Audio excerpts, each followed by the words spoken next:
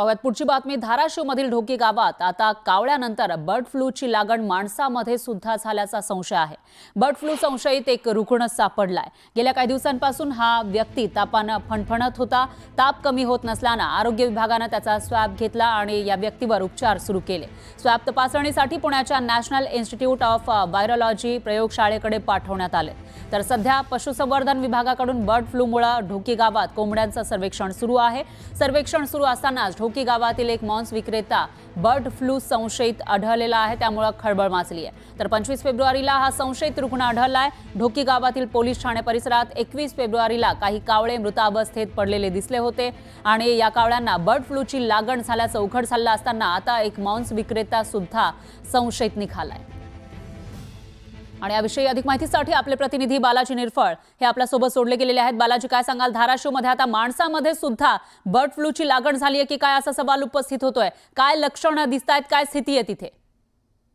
फणा एकूण जर बघितलं तर काही दिवसापूर्वी जे आहे ती मयत कावळे ढोकी परिसरात आढळून आले होते। सुरुवातीला 2 कावळे आढळून आले होते आणि त्याची लागण बर्ड फ्लूमुळे मिली काय याची शक्यता ह्याला पशुसंवर्धन खात्याला वाटत होती। त्यांनी त्याचे भोपाळ आणि पुण्याच्या वैद्यकीय शाळेत तपासणी केली असता त्याचा मृत्यू बर्ड फ्लूने झाल्याचं निदर्शनास आलं। मग देशमुखवाडा असेल किंवा ढोकीचं पोलीस स्टेशन असेल, या परिसरात अनेक कावळे जे आहेत ते मृत्युमुखी पडत होते। पशुसंवर्धन विभागाने खबरदारी किंवा या गावकऱ्यांनी खबरदारी म्हणून इथं फवारणी वगैरे देखील केली होती किंवा सॅनिटायझेशन सगळं या परिसराचं केलं होतं।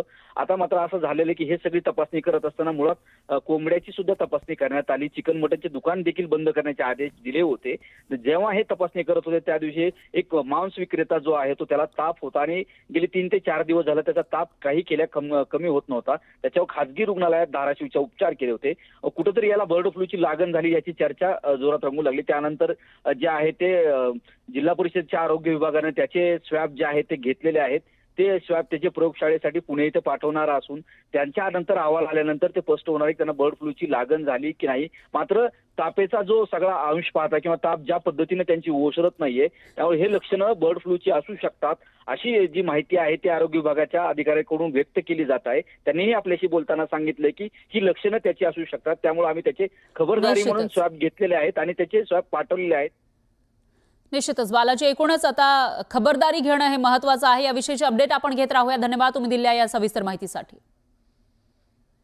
आणखी एक मोठी बातमी आहे। अंड्याच्या ट्रेमध्ये प्लास्टिकचे काही बॉल होते ते भरून विदेशी मद्य तस्करी केली जात असल्याचा धक्कादायक प्रकार गुजरातच्या सीमावर्ती भागामध्ये घडलेला आहे।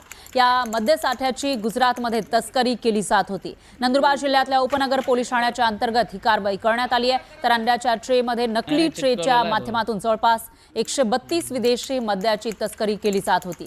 पोलिसांनी 13 लाख रुपयांचा मुद्देमाल जप्त केलाय। तर दारू तस्करीसाठी लढवण्यात आलेली ही अनोखी शक्कल बघून आता आश्चर्य व्यक्त केलं जात आहे।